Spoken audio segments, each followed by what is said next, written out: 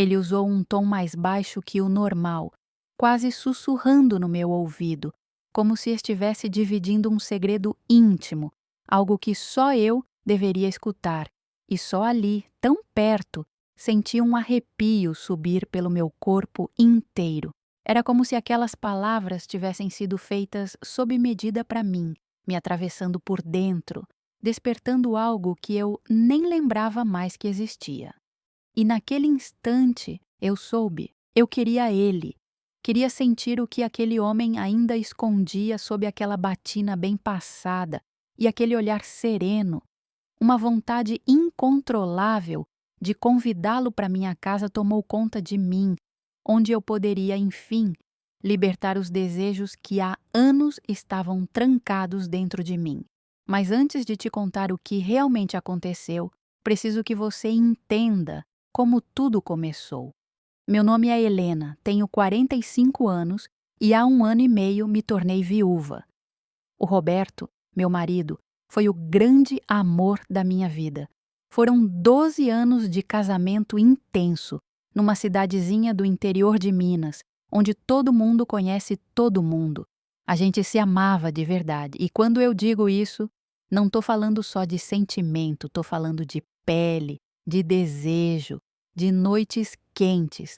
A nossa cama era sagrada. Mesmo depois de anos juntos, fazíamos questão de nos tocar, de nos provocar, de não deixar a chama apagar. 4 vezes por semana era o mínimo, mas já teve época de ser todo dia, sem desculpa, sem cansaço. A gente inventava coisa nova, explorava posições, lugares, fantasias, tudo era possível entre a gente. Quando ele se foi, a casa ficou silenciosa demais. A cama ficou gelada. Minha pele sentia falta do toque dele. Meu corpo gritava de saudade. Me vi perdida, sem saber como ocupar os espaços. Foi aí que encontrei um refúgio improvável: a pequena igreja da cidade. Não sei o que me levou até lá. Talvez o silêncio, talvez o cheiro de vela queimada, talvez o vazio tentando encontrar algum consolo.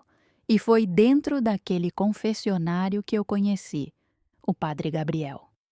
Um homem de 52 anos, cabelos grisalhos impecáveis, barba bem feita, voz grave e macia, do tipo que te acalma só de ouvir.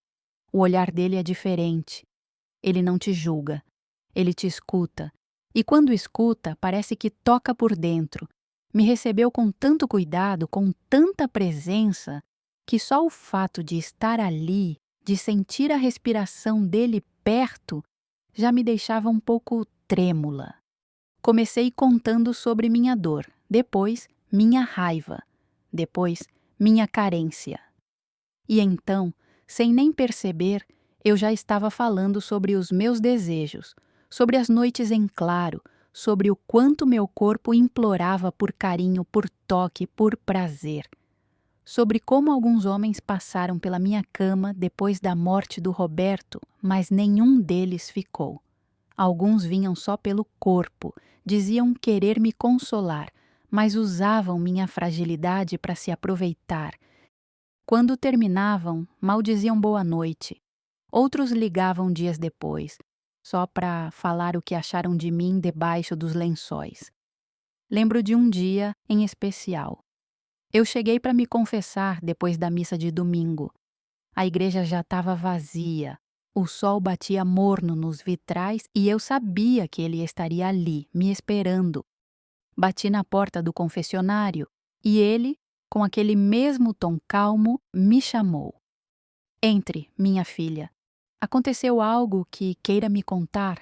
Me ajoelhei com os joelhos tremendo, o coração acelerado, as mãos suando. Suspirei fundo e falei: Padre, eu tô buscando consolo nos braços de outros homens, mas no final só fico mais vazia e me sinto culpada. Sinto que tô traindo a memória do Roberto, mas meu corpo tem vontades e eu não tô conseguindo ignorar isso. Ele ficou em silêncio, me ouvindo com atenção, até que eu comecei a contar mais. Contei detalhes, contei onde os encontros aconteciam, como era a sensação de ser tocada de novo, do arrepio quando uma boca quente desce pelo pescoço, do calor que sobe quando os dedos exploram a pele. E aí, pela primeira vez, ele me interrompeu. Helena, tenha paciência comigo, mas por favor, mantenha o respeito a si mesma e também a mim. Eu sou um homem e tenho minhas limitações e necessidades também. Foi aí que eu percebi que ele também sentia, que por trás daquela batina, daquele olhar sereno e daquela calma toda, havia um homem de carne, desejo, vontades. E pela primeira vez eu soube que ele estava sendo tocado pelas minhas palavras, tanto quanto eu era tocada pela presença dele. Eu continuei, mesmo moderando um pouco as palavras. Disse que não queria só sexo, que queria afeto, entrega, conexão. Mas os homens que encontrei só queriam tirar o máximo e ir embora. Eu queria alguém que me olhasse nos olhos, que me beijasse com verdade, que não se importasse se eu chorasse no meio de um abraço. Ele suspirou fundo, os olhos fixos em mim. Helena, cada um de nós busca consolo onde sente mais falta, e é natural querer o toque, o calor, o afeto. Eu escolhi viver longe dessas tentações, mas não pense que não sinto. Também tenho vontades, às vezes. Naquele momento, tudo mudou. Eu vi nele um reflexo da minha própria solidão e senti que ele também via em mim algo mais, algo além da confissão. Quando a conversa terminou, fiquei ali, em silêncio, mas uma vontade forte me atravessou. Eu não queria ir embora sozinha. Não naquele dia. Padre, gostaria de te fazer um convite. Eu sei que pode parecer estranho, mas queria que viesse até minha casa mais tarde, só para um café, como amigos. Ele ficou em silêncio por alguns segundos e então acenou com a cabeça. Passarei, sim, mas apenas por pouco tempo. Mal sabia eu que aquela visita mudaria tudo. Ele chegou mais tarde naquele mesmo dia, exatamente como tinha prometido. Eu já o esperava, inquieta, com o coração batendo no peito como se quisesse fugir. Quando ouvi a campainha, fui abrir sem pensar. Só então percebi o quanto meu vestido era fino, leve demais. Marcava minhas curvas, mostrava mais do que escondia e despertava um tipo de interesse que, naquele contexto, eu não deveria incentivar. Mas já era tarde. Helena, você poderia, por gentileza, quero dizer, ele gaguejou, claramente desconcertado. Entendi o recado no mesmo instante. Pedi que aguardasse na sala, subi as escadas, troquei rapidamente por algo mais neutro, menos provocante. Desci novamente, tentando manter o controle da situação. Está bom assim? Perguntei com um sorriso discreto, controlado. Ele assentiu, tentando disfarçar o olhar que ainda percorria meu corpo. Sentamos no sofá da sala, conversando de maneira respeitosa, madura, como dois adultos tentando fingir que não havia uma tensão crescendo ali entre nós. Mas não demorou. A conversa, aos poucos, foi mudando de tom. Falamos sobre solidão, sobre o quanto o corpo pede carinho, mesmo quando a alma tenta negar, sobre as tentações que ele enfrentava em silêncio e que eu, ali, personificava naquele momento. Eu sentia. Cada palavra dele vinha carregada de algo preso, reprimido, um desejo contido, empurrado para baixo por anos de fé, de regras, de renúncias, mas agora, ali, tão perto, estava escapando pelas frestas. Ele tentava manter o autocontrole, mas suas mãos tremiam levemente quando pegava a xícara. Seus olhos não conseguiam mais manter contato com os meus por muito tempo. Ele desviava o olhar, mas voltava. E em cada retorno havia mais intensidade. Foi quando eu disse, sem hesitar: "Você não precisa lutar comigo, só precisa sentir. Ele ficou em silêncio por alguns segundos, o peito subindo e descendo devagar, como se estivesse tentando controlar uma vontade que já era inevitável. Então, levantou-se devagar e veio até mim. Não disse uma palavra.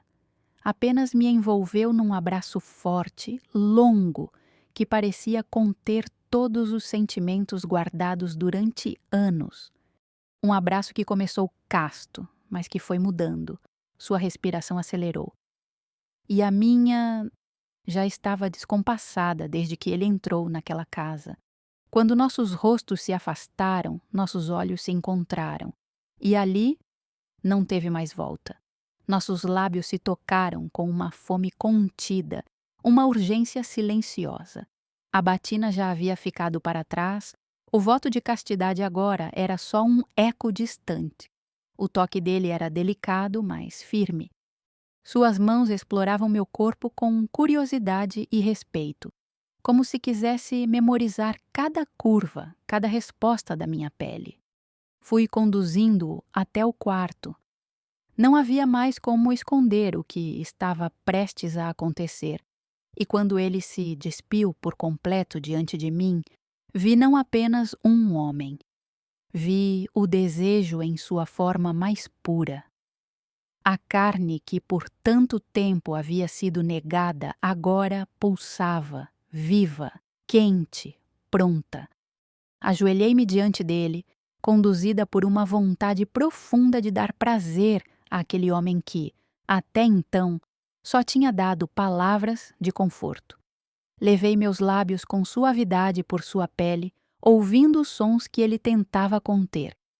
Cada suspiro dele era uma confissão, cada gemido, uma quebra de voto. Ele me segurava pelos cabelos com força e delicadeza, tentando equilibrar o desejo e a culpa.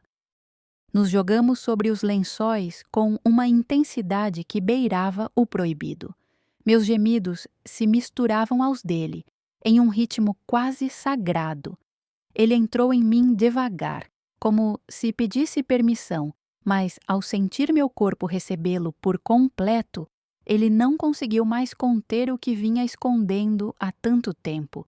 Movia-se dentro de mim com uma entrega total, sem pressa, mas com profundidade, como se buscasse redenção no calor entre minhas pernas. Naquele momento, não havia mais padre, nem confissão. Havia apenas dois corpos se encontrando, duas almas buscando consolo. A cama rangeu sob nós, os lençóis ficaram úmidos e o cheiro do pecado pairava no ar como um incenso proibido. A cada estocada mais firme, mais forte, ele parecia se livrar de um peso e eu me preenchia de algo que há anos não sentia. Foram minutos longos, intensos, molhados, repletos de suspiros, gemidos e olhares cúmplices. Quando tudo terminou, ele caiu ao meu lado, suado, ofegante, em silêncio. Ficamos assim por alguns instantes, até que ele se levantou devagar, começou a se vestir com movimentos lentos, quase arrependidos. Me desculpe, Helena, eu preciso ir. Apenas acenei com a cabeça. Não havia mais nada a ser dito. A porta se fechou atrás dele e o silêncio voltou a ocupar a casa. Desde aquele dia, nunca mais voltei ao confessionário. Não porque o odeio, mas porque, ao abrir meu corpo para ele, também abri tudo o que existia dentro de mim. E agora, não sei mais como confessar aquilo. Acho que ambos erramos, mas, acima de tudo, fomos humanos. E talvez essa seja a confissão mais sincera de todas.